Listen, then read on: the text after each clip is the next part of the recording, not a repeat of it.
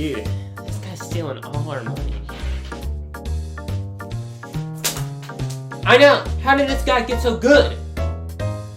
Well, you see, boys, I learned it from the past. Luigi. Gambling. Everybody's favorite pastime. Except mine, of course, because of legal reasons. But gambling has made its way in some way, shape, or form into a lot of different video game franchises over the last couple of years. Stuff like Final Fantasy and Sonic the Hedgehog have had at least mentions of casinos or gambling in their games. However, two things you wouldn't think would go together is Super Mario and gambling. Now, Super Mario has had a couple of appearances in casinos, like in Super Mario 3D World or in Super Mario Galaxy 2. However, there are two games that take this to the next level, and today, I'm going to be talking about those. So let's get into it. Our first game is Mario Party Advance, which is anything but a Mario Party game, which disappointed many little Timmies around the world. Man, I can't wait to play Mario Party Advance.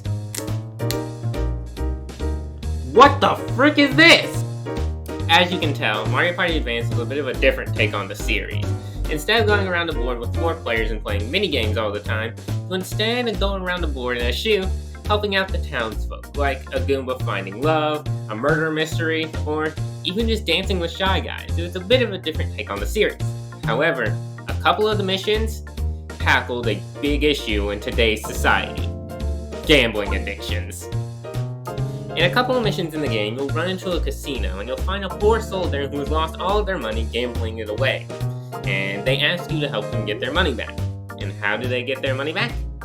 Well, you have to play the exact same gambling game that they just played.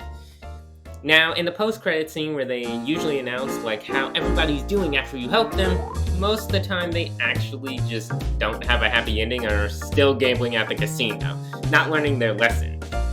Thanks, Nintendo. I really need to know about a gambling addiction at the age of 7. Now, the second instance is something I think we're all a bit more familiar with. So, back in 2004, Nintendo released their next handheld console, the Nintendo DS, and alongside it, a couple weeks later, they released the flagship game, Super Mario 64 DS. Now, Super Mario 64 is known as one of the most influential games in gaming history. So to have it on a handheld system was something huge back in the day. And they added a lot of new things, like 3 new characters that you could play as, a lot of new stars, but one thing that they also added was mini-games. Now, there's a lot of games in there that are very iconic. Games like Wanted, Loves Me, or Bomb Squad. However, there are games in there run by Luigi that are all games that you could find in a casino. Stuff like slots, poker, or even roulette. This introduced a lot of people, including myself, into gambling at a very young age. I wouldn't be surprised to find someone has a gambling addiction nowadays because Luigi taught them how to gamble. Now, funnily enough, this isn't the last time that these games made an appearance. In New Super Mario Bros. DS, the games actually reappeared in an extra mode called Minigames. Now, most of the Luigi games notably got chopped, but poker is still in there, and that's how I first got introduced to poker. It's funny to think that Nintendo used to have straight-up gambling games in their games.